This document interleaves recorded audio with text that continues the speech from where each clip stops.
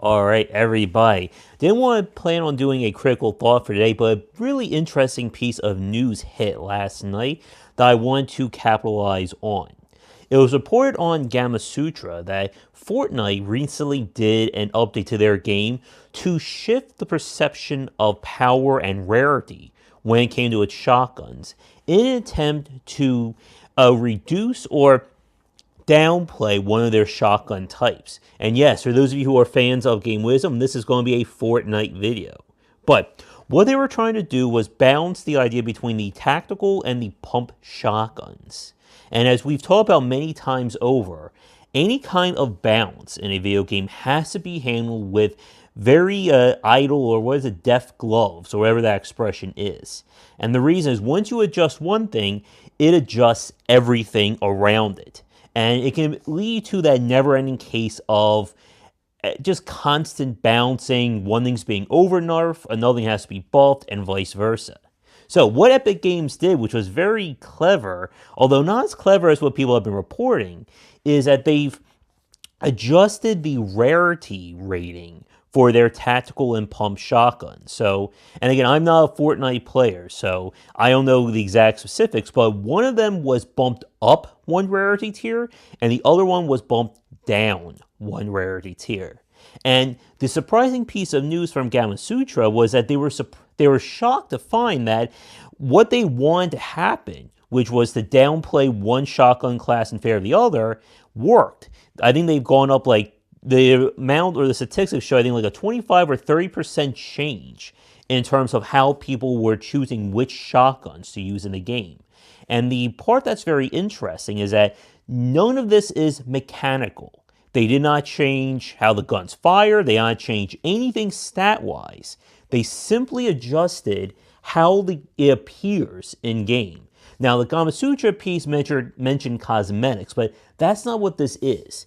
This is a UI change, and while it may sound like mystic mumbo-jumbo to the casual observer, this is something that game designers have been making use of for years, especially in the ARPG genre. As we've talked about before with affordances and accessibility, one of the most important aspects of good game design is that players should be able to quickly and effortlessly get the information they need about any given situation. I shouldn't have to go into 5 different UI screens to find out if one shotgun's better than the other. And this is what rarity has been a major factor of in any loot-based title in the last probably 20, 30 years, maybe even more than that. Because it provides an easy and identifiable way to measure power. Again, if you play any RPG and you have the choice between a common gray item or a gold, legendary, ancient set item, what are you going to choose? Now, even if the stats are better on that gray item, of course, the gold, legendary, whatever the factor is going to have other factors. And this is a way for developers to start to categorize their gear and make it something that can be easily parsed. Because one thing you don't want in any action-driven game is to distract the player from the core gameplay loop. And you see this in any title where you're just given so much gear and there's no easy identify marker or identifier to differentiate them. If I have 10 green swords and one sword is, plus 5 burning, plus 5 fire, plus 5 lava, plus 5 destructive, what are you going to choose? And this is where the idea of good UI design comes into play. Because if I can easily see when I'm looking at an item what's better or what's worse, then I can make that choice and we get right back to the action. Now, what makes this whole thing very fascinating from Fortnite's perspective is that Epic Games has not done any tweaking of stats, as we said on this whole tactical versus pump shotgun issue. It's simply adjusting the perception of it. And that is a very interesting aspect of game design, that you can trick or kind of sleight of hand the player's perception of something, and it can become true, at least for the vast majority of them. What's going to remain to be seen is whether or not they're going to adjust things further, especially once they've kind of let the cat out of the bag in a manner of speaking by saying, oh, we just adjust the rarity, we've done nothing else. And that's one thing you have to be really careful about when it comes to these kinds of game design tricks. Once the player knows that it's a trick, it will basically lose its mystery or lose a lot of what goes into it. As we've said before and many times over, gamers are smart when it comes to figuring out patterns and understanding the best route when it comes to playing a game. I'll adjust my camera just a little bit there. Hopefully that's a little bit better. But the point is, if you've hidden an optimal strategy or there is a certifiable great way of playing your game, they're going to find it and they are going to exploit it. And it remains to be seen if this fix is going to be all that's required and what this means going forward with Fortnite. Because again, when it comes to adjusting the perception of something, it requires you to not really tell people about it.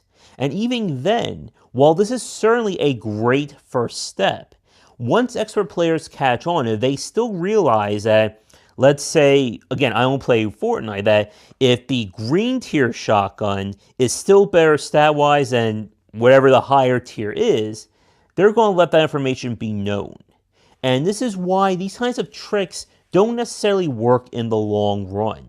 They're great for short-term issues, but if you're trying to adjust the meta of a game in any way, you have to start messing with your stats and messing with the balance.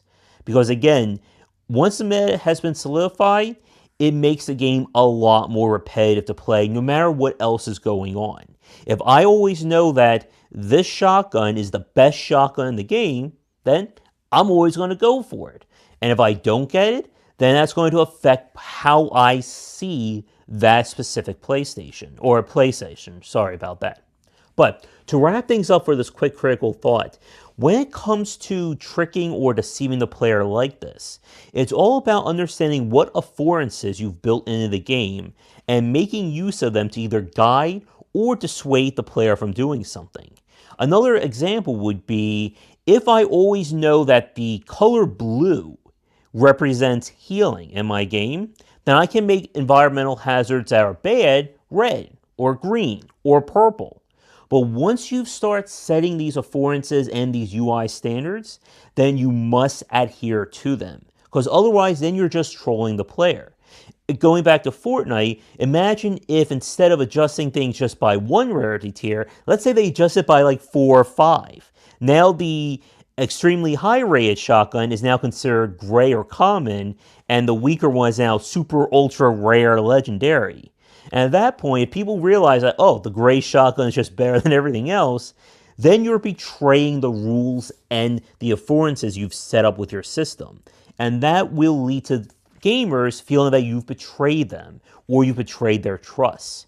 Now, for those of you watching this right now, especially my fans, my question for you is, can you think of other design tricks that designers have used to either color the perception of something or guide the player into a specific action or choice that they want them to? And we can choose any game, so feel free to go nuts.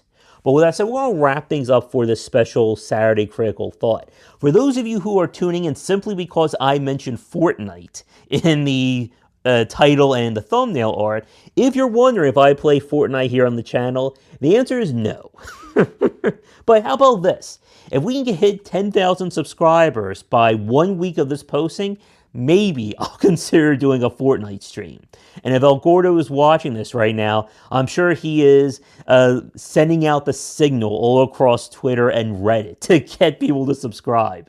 But otherwise, thank you so much for checking out this critical thought. Be sure to check back for daily discussions on game design here and on game wisdom where we examine the art and science of games. Until our next video or stream, have a great night. Before we get to the credits, just want to give a quick shout out to the fans and supporters over on patreon.com/gwbicer.